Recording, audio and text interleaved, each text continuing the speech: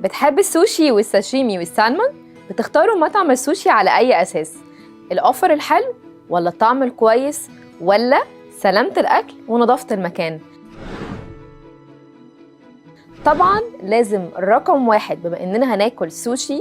ويعني إيه سوشي؟ يعني سمك ني، سمك ما تعرضش درجة حرارة تقدر تقلل العدد البكتيري، فبالتالي رقم واحد نظافة المطعم أهم حاجة وإحنا بناكل سوشي. أنا ليه برضو جاي أتكلم معاكم عن السوشي؟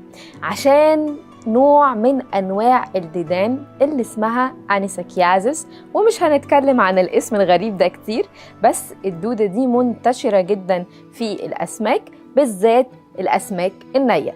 عشان كده المرض بتاعها منتشر في دول آسيا والدول اللي بتاكل السوشي والأسماك بشكل كبير جدا. طيب الدودة دي مشكلتها إيه؟